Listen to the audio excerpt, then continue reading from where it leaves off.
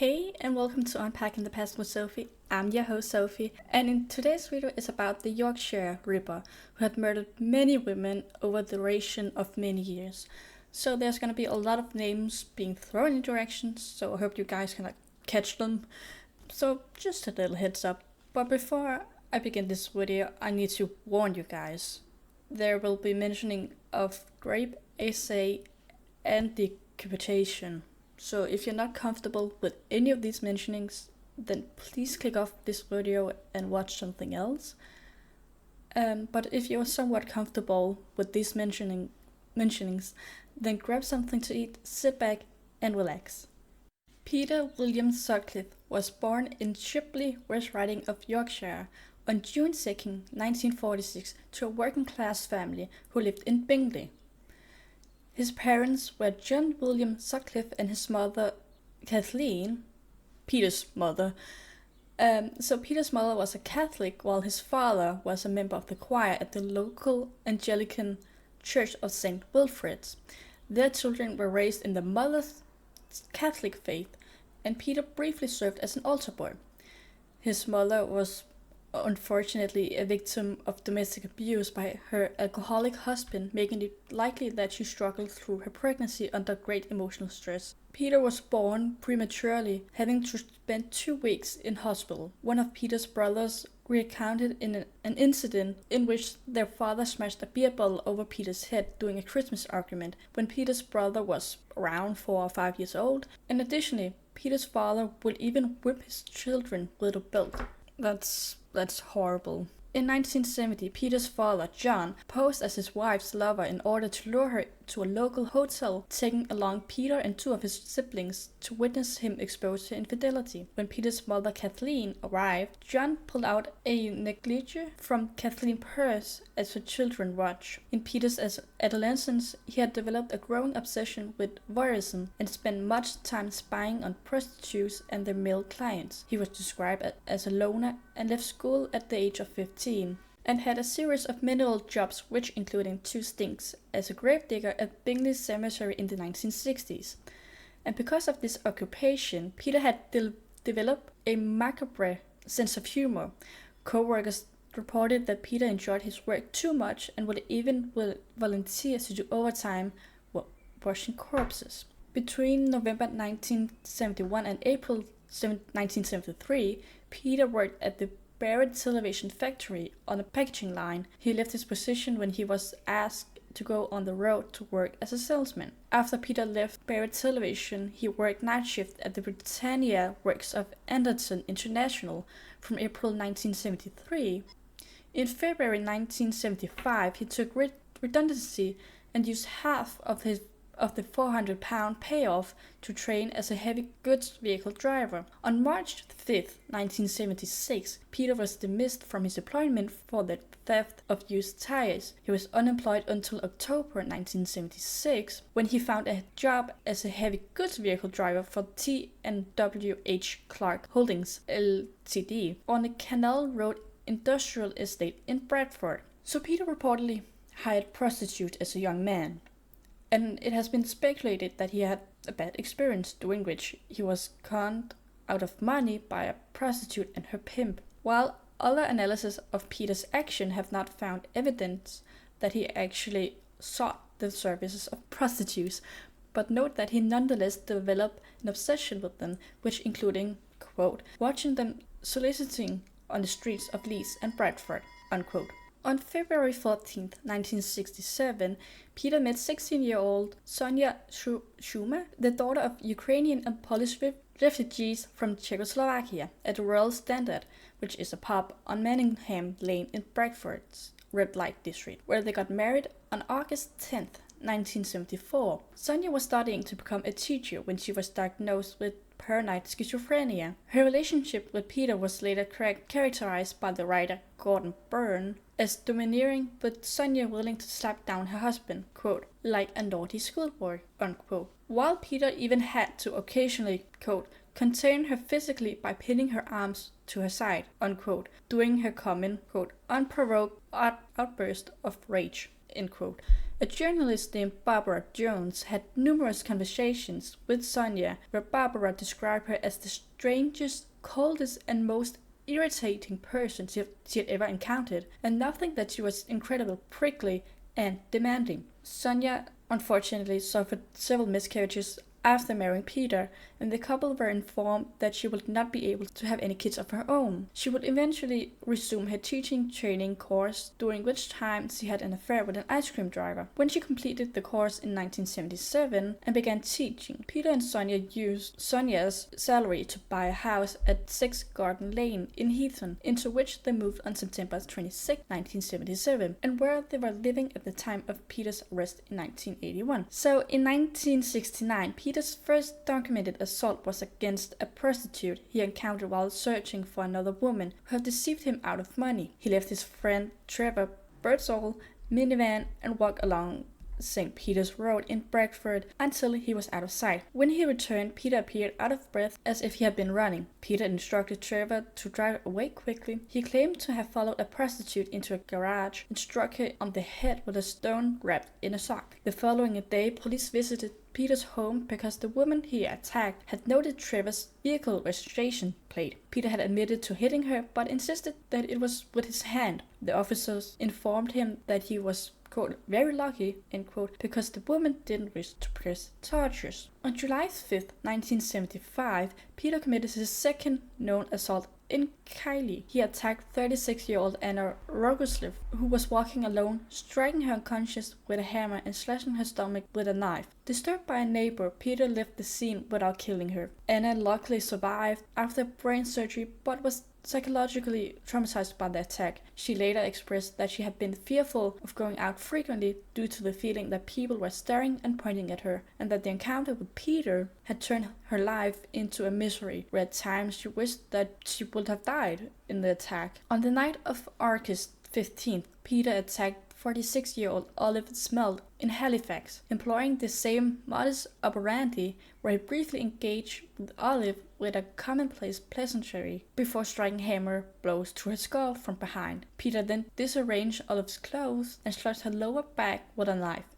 Again, Peter was interrupted and left his victim badly injured but alive. Like Anna, Olive subsequently suffered severe emotional and mental trauma. She later told Detective Superintendent Dick Holland that her attacker had a Yorkshire accent, but this information was ignored as the fact that neither she nor Anna were in towns with a red light district. On August 27, Peter targeted 14-year-old Tracy Brownie in Silston, attacking her from behind and hitting her on the head 5 times while she was walking along a country lane. Peter then ran off when he saw the lights of a passing car, leaving Tracy alone, but she, just like some of Peter's other victims, also needed brain surgery. Peter was once again not convicted of the attack, but confessed in 1992. Tracy later recalled that she had initially felt charmed by Peter and that they had walked for almost a mile, or about 30 minutes, without even feeling intimidated or in any danger. Peter's first confirmed victim was 20-year-old Wilma Mary McCann, mother of 4 from Scott Hall, on October 30th. Wilma was last seen alive at 7:30 p.m. when she left her council house on Scott Hall Avenue in the Chapeltown area of Leeds, walking past the nearby Prince Philip playing fields. As with the earlier attacks, Peter approached Tracy from behind and struck the back of her skull twice with a hammer. An extensive inquiry involving 150 officers of the West Yorkshire Police and 11,000 interviews who failed to identify Peter. Damn, that's...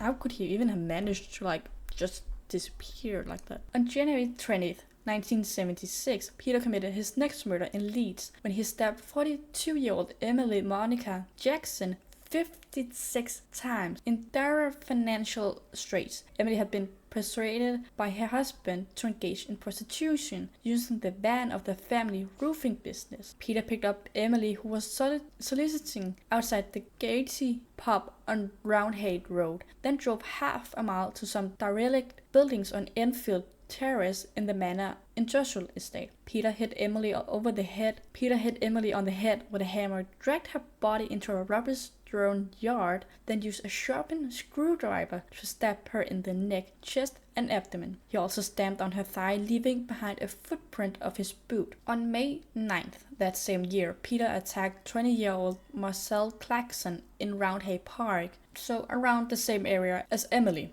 So Marcel was walking home from a party when she accepted an offer of a lift from Peter. When she got out of the car to pee, he hit her from behind with a hammer. Marcel survived and testified against Peter at his trial. At the time of this attack, Marcel had been 4 months pregnant and unfortunately had a miscarriage. She required multiple and extensive operations and suffered from intermittent blackouts and chronic depression. Poor girl. I hope that they are doing okay, Peter's victims. I know that it's definitely traumatic to go through all of this, all of the things that they need to go through just because of one guy. It's sad. It's really sad.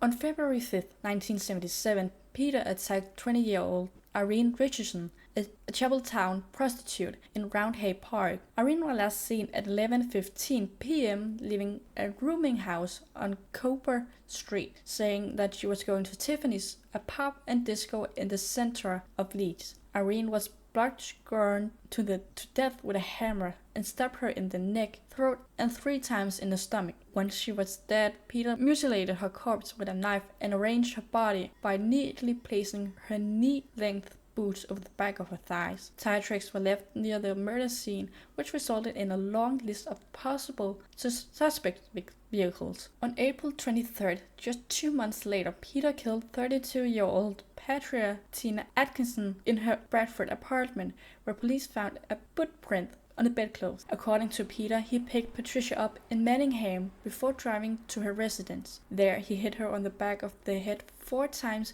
to incapacitate her, then pulled down her jeans and pants and exposed her chest. Peter then stabbed her 6 times in the stomach with a knife. On June 25th, 16-year-old Jane Michelle MacDonald went to meet her friends at the Haubauhaus, a German-style beer keller in Leeds.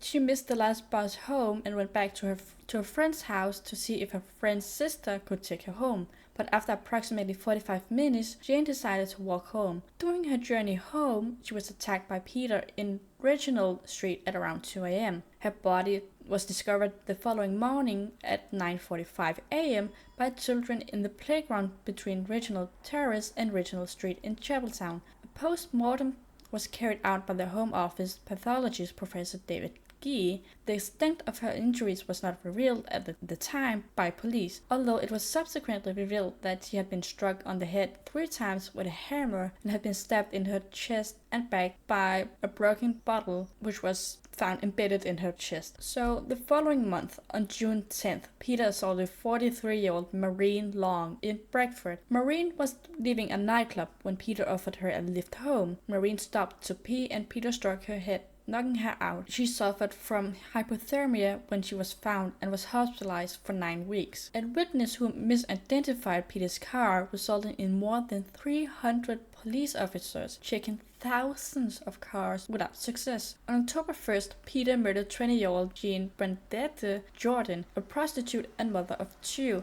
from Manchester, known to friends as Scottish Jean. Just shortly after 9 p.m., Peter was cruising in the area of Moss Side when he picked up Jean. After they arrived at an allotment in Princess Road near Southern Cemetery, he hit her once in the head with a hammer before proceeding to hit her 10 more times. While in a later confession, Peter admitted that he had realized the new £5 note that he had given to Jean was traceable. So after hosting a family party at his home on October 9th, he returned to the wasteland behind Southern Cemetery, where he had left the body but was unable to find the note. He stripped Jean's body of her clothing and used a knife and a broken pan of glass to mutilate her corpse and attempted to decapitate her using the glass and hacksaw. On the morning of October 10th, Jean's body was discovered by a local dairy worker and future actor Bruce Jones, who had an allotment on land adjoining the site and was searching for housebreak when he made the discovery. The £5 note hidden in a secret compartment in Jean's handbag and was traced to branches of the Midland Bank in Bingley and Shipley. So the police analysis of bank operations allowed the police to narrow their field of inquiry to 8,000 employees who could have received it in the wage packet. Over the next 3 months, police interviewed 5,000 men, including Peter. The police found that Peter's alibi, the family party, was credible.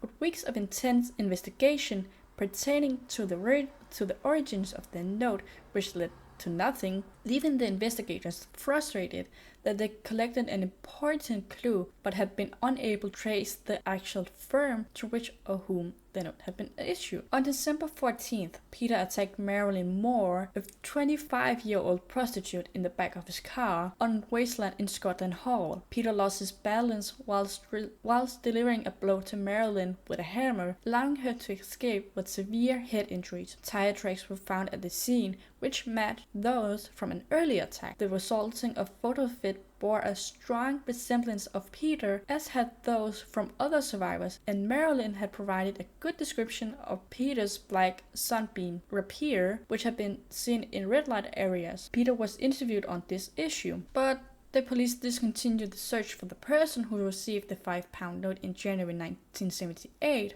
although Peter was interviewed about the matter. He was, however, not investigated further and was contracted and disregarded by the Yorkshire Ripper investigation on several further occasions. That same month, Peter killed Yvonne Ann Pearson, a 21-year-old prostitute from Bradford, on January 21st. He repeatedly bludgeoned Yvonne about the head with a ball pen hammer, then jumped on her chest before stuffing horsehair into her mouth from a discarded sofa, under which he had hid her body near Lump Lane. 10 days later, on January 31st, Peter killed Elena Helen Redka, an 18-year-old prostitute from Huddersfield, striking her on the head 5 times as she exited his vehicle at Garrett's timber yard, before stripping most of her clothes, although her bra and polo neck jumper were positioned above her chest. Elena was then SA as she lay on the ground. She was the only victim that Peter had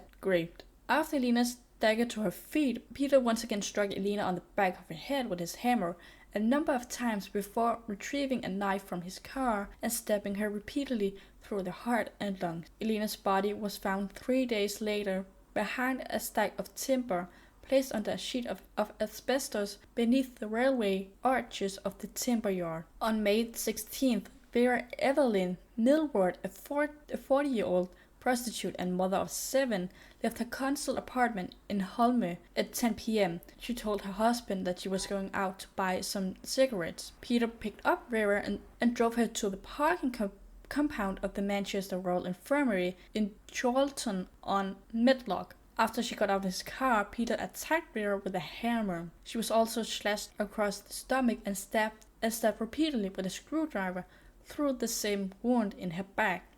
Peter slashed her stomach so viciously that he, quote, opened up her stomach, end quote. Following her death, Peter dragged Vera's body against a fence and stabbed her repeatedly with a knife. On the evening of March 2nd, 1979, 22-year-old Irish student Anne Rooney was attacked from behind at Horsforth College. She was struck 3 times on the head, probably with a hammer.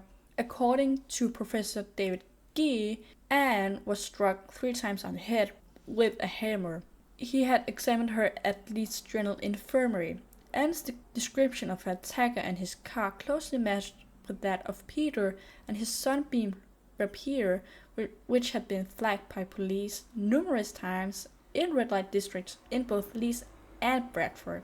In 1992, Peter confessed to the attack on Anne as well as the 1975 attack on Tracy. Barbara Mills, Queen's Counsel, the Director of Public Prosecutions, decided at the time that it wasn't in the public's interest to add any additional charges against Peter for the attacks on Tracy and Anne. So, at 11:55 p.m. on April 4th, Peter killed Josephine Ann Whitaker, a 19-year-old clerk, as she was walking home on Savile Park Moor in Halifax. Peter hit Josephine from behind with his ball-pen hammer and hit her again as she lay on the ground. He then proceeded to stab her with a screwdriver into her girlhood. Down below, Josephine's skull was fractured from ear to ear. At approximately 1 a.m. on September 1st, Peter murdered 20-year-old Barbara Janine Leach, a Bradford University social psychology student who had earlier left a pub. Barbara was attacked with a hammer after walking past Peter. He dragged her to the backyard of 13 Back-Edge Grove, behind a low wall, into an area where dustbins were kept, before pulling up her shirt and bra to expose her chest and unfastening her jeans and partially pulling them down. He then proceeded to stab her with the same screwdriver that he had used to kill Josephine. Peter covered Barbara's body with an old piece of carpet and placed stones on top of it. The murder of another woman who wasn't a prostitute alarmed the public and prompted an expensive publicity campaign, emphasizing the connection to the, quote, warside Jacks, unquote, hope. But despite the false lead, Peter was interviewed on at least 2 other occasions in 1979. But despite matching several forensic clues and being on the list of 300 names in connection with the £5 note, he wasn't a strong suspect. But despite forensic evidence, police efforts were diverted for several months following the receipt of a taped message purporting to be from the murder, taunting Assistant Chief Constable George Oldfield of the West Yorkshire Police, who was leading the Ripper investigation. The tape contained a man's voice saying, quote, "I'm Jack. I see you're having no luck catching me. I have the greatest respect for George, but Lord, you're no nearer catching me than 4 years ago when I started," end quote. Based on the recorded message, police then began searching for a man with a Wearside accent, which in linguistics narrowed down to the castle town of Sunderland, Tyne and Ware. The Yorkshire dubbed, quote, "Wearside Jack," end quote, sent 2 letters to police and the Daily Mirror in March 1978, boasting of his crimes. The letter signed Jack the Ripper claimed responsibility for the November 1975 murder of 26-year-old Joan Harrison in Preston. The Hoax case was reopened in 2005 and DNA taken from envelopes was entered in the national database. The DNA matched that of John Samuel Humble, an unemployed alcoholic and long-time resident of the Ford estate in Sunderland, a few miles from Castletown, whose DNA had been taken following a drunk and disorderly offense in 2001. On October 20th, 2005, John was charged with attempting to pervert the course of justice for sending the hoax, letters, and tape. He was remanded in custody and on March 21st, 2006, was convicted and sentenced to 8 years in prison. Unfortunately, John died on July 30, 2019, at the age of 63. On June 26, 1980, Peter got stopped while driving. He was tested positive for alcohol and was arrested. Whilst awaiting trial for his offense due in mid-January 1981, he killed 47-year-old Margaret Walls on the night of August 20th. Margaret, a civil servant who was employed at the Department of Education and Science in Pudsey, had left her office between 9:30 p.m. and 10:30 p.m. to walk to her home in Farsley. Peter incapacitated her with a hammer, blow to the back of her head, as he continued to strike her while yelling, "Filthy prostitute," beside a driveway. In a garden, Peter first tied a length of rope around Margaret's neck and tightened it. There he suffocated her and removed almost every piece of clothing except her thighs. He partially covered her body with grass and leaves before he left. On October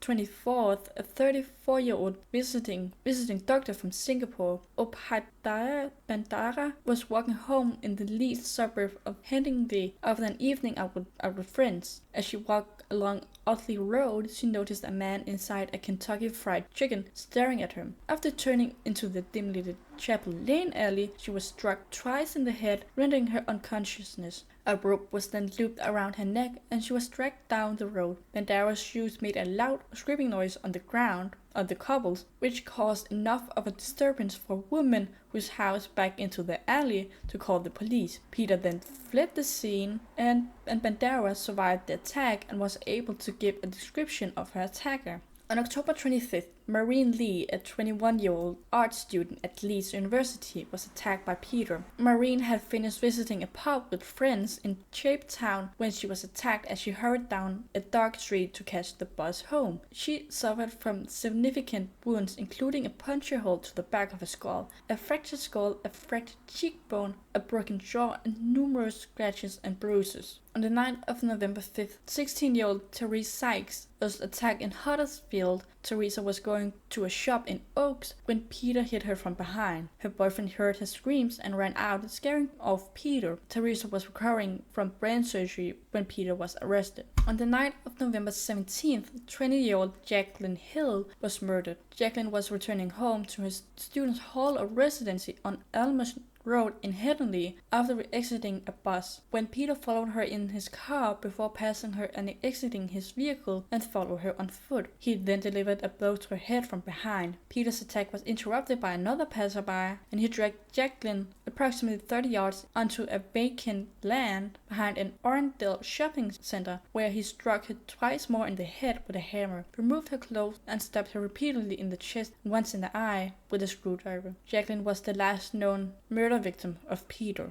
On November 25th, Trevor Berthall, Peter's friend and the unwritten getaway driver in his first documented assault in 1969, had reported Peter to the police as a suspect. In total, Peter had been questioned by the police on 9 separate occasions in connection with the Ripper investigation before his eventual arrest and conviction. So, on January 2nd, 1981, Peter was stopped by police with 24-year-old prostitute Olivia Rivers in the driveway of Light Trade House on Melbourne Avenue, Broomhill, Sheffield, South Yorkshire. A police check by probationary constable Robert Heights revealed that Peter's car had false license plate. He was arrested and transferred to Dewsbury Police Station in West Yorkshire. There, Peter was questioned in relation to the Ripper investigation, as he matched many of the known physical characteristics. The next day, Sergeant Robert Ring decided on a quote hunch end quote to return to the scene of Peter's arrest, where he discovered a knife, hammer, and rope that Peter has discarded behind an oil storage tank. When he briefly slipped away after telling police he was quote busting for pee end quote, Peter hid a second knife in the toilet cistern at Dewsbury Police Station when he was permitted to use the toilet. Police obtained a search warrant for his home in Heaton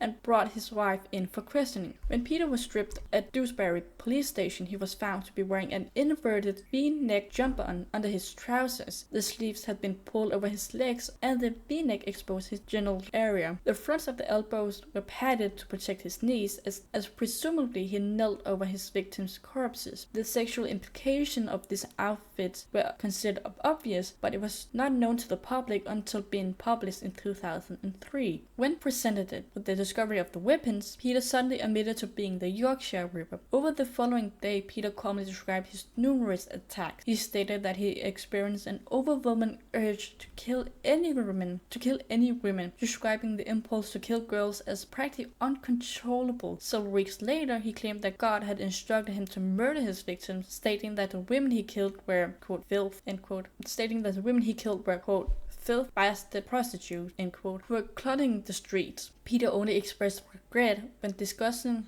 his youngest murder victim, Jane McDonnell, and showed emotion when questioned about the killing of Joanne Harrison, which he vehemently denied. Harrison's murder had been linked to the Ripper killings by, quote, West Side Jack, end quote, but DNA evidence revealed in 2011 that the crimes had actually been committed by convicted sex offender Christopher Smith, when died in 2008. On January 4th, 1981, Peter was charged. The fact of his arrest and charge was announced to the media by West Yorkshire Police in a late-night news conference, in which grinning police chiefs said they were, quote, absolutely delighted, end quote, with developments. The conduct was later criticized as having given newspapers and other media an effective green light to publish background material about Peter, which went against traditional norms of contempt of court. Indeed, this contributed directly to the strictness of the Contempt of Court Act 1981. When Peter first appeared at court at Dewsbury on Monday 5th of January, while a large hostile crowd gathered outside. At his first trial that May, Peter pleaded not guilty to 13 charges of murder, but guilty of manslaughter on the grounds of diminished responsibility. The basis of his defense was that he claimed to be the tool of God's will. Peter said that he had heard voices that ordered him to kill prostitutes while working as a gravedigger, which he claimed originated from the headstone of a Polish man named Bronislaw Sapolsky, and that voices were that of God. Peter pleaded guilty to 7 charges of attempted murder. The prosecution intended to accept his plea after 4 psychiatrists were diagnosed with paranoid schizophrenia, but the trial judge, Justice Sir Leslie Boreham, demanded an unusual, detailed explanation of the prosecution's reasoning. After a 2-hour representation by the Attorney General Sir Michael Havers, a 90-minute lunch began and another 40 minutes of legal discussion. Justice Boreham rejected the diminished responsibility plea and the expert testimonies of the psychiatrists, insisting that the case should be dealt with by a jury. The trial proper was set to commence on May 5th, 1981. Peter's trial lasted 2 weeks, and despite the effort of his counsel James Chadwin, Queen Counsel, Peter was found guilty of murder on all counts and was sentenced to 20 concurrent sentences of life imprisonment. The jury rejected the evidence of 4 psychiatrists who gave testimony that Peter had paranoid schizophrenia, possibly influenced by the evidence of a prison officer who had heard him say to his wife that he convinced people that he was mad. He might get 10 years in a, quote, loony bin, end quote. But Peter spent the next 10 days at Wormwood Scrubs before being transferred to HM Prison Parkhurst on June 2, 1981. Justice Boredom declared that Peter was beyond redemption and expressed the hope that he would never be released from prison. He recommended a minimum of 30 years before parole eligibility, suggesting that Peter wouldn't be free until at least 2011. However, on July 16, 2010, the High Court imposed a whole life tariff on Peter, ensuring that he would never be released. After his trial, Peter acknowledged 2 additional attacks, although he wasn't prosecuted for those offenses. Following Peter's conviction and incarceration, Peter chose to use the name Coonan, his mother's maiden name. Despite being found sane at his trial, Peter was diagnosed with paranoid schizophrenia. Attempts to send him to a secure psychiatric unit were blocked. On January 10, 1983, Peter was seriously assaulted at HMP Parkhurst by James Costello, 35-year-old career criminal with several convictions for violence. Costello followed Peter into a recess of F2, the hospital wing at Parkhurst, and plunged a broken coffee jar twice into the side of Peter's face, creating 4 wounds requiring 30 stitches. In March 1984, Peter was sent to Broadmoor Hospital under Section 47 of the Mental Health Act 1983. Sonia, Peter's wife, obtained a separation around 1989 and a divorce in July 1994. On February 23, 1996, Peter was attacked in his room in Broadmoor's Henley ward by Paul Wilson, a convicted robber who had asked to borrow a videotape before attempting to strangle Peter with the cable from a pair of stereo headphones. After an attack with a pen by fellow inmate Ian Key on March 10, 1997, he lost his vision in his left eye while his right eye was severely damaged. Key admitted trying to kill Peter and was ordered to be detained in a secure psychiatric hospital without limit of time. And in 2003, it was reported that Peter had developed diabetes. Peter's father died in 2004 and was cremated. On January 17, 2005, Peter was allowed to visit Ornside, where the ashes had been scattered. The decision to allow the temporary release was initiated by David Blunkett and ratified by Charles Clark when he became Home Secretary. Peter was accompanied by 4 members of the hospital staff. The visit led to front-page tabloid headlines. On December 22, 2007, a 4th attack on Peter occurred when fellow inmate Patrick Schroeder launched at him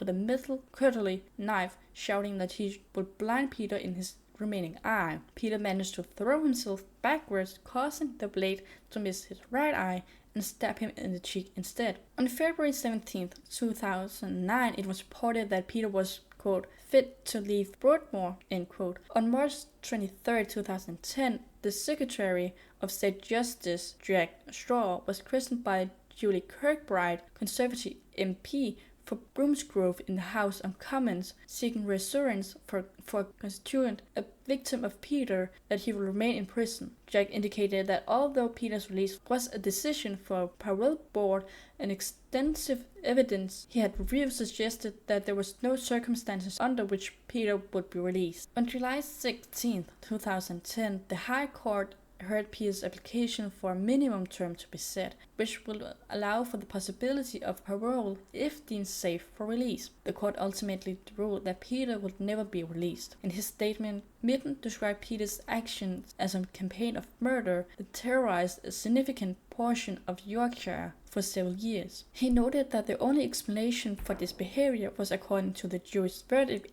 anger, hatred, and obsessions, and remarked that it's difficult to imagine circumstances under which one individual caused so much harm to so many victims aside from a terrorist act. Psychological reports describing Peter's mental state were taken into consideration was the severity of his crimes. Peter spent the rest of his life in custody. On August 4, 2010, a spokeswoman for the Judicial Communications Office confirmed that Peter had initiated an appeal against the decision. The hearing for Peter's appeal began on November 30, 2010 at the Court of Appeal. The appeal was rejected on January 14, 2011, and on March 9, 2011, the Court of Appeal rejected Peter's application for leave to appeal to the Supreme Court. And in December 2015, Peter was assessed as being, quote, no longer mentally ill. In August 2016, a medical tribunal ruled that he no longer required clinical treatment for his mental conditions and could be returned to prison. Peter was reported to have been transferred from Broadmere to HM Prison Franklin in August 2016. On November 13, 2020, Peter Sutcliffe died at University Hospital of North Durham at the age of 74 from natural causes as a result of COVID-19. After previously returning to HM Prison Franklin following treatment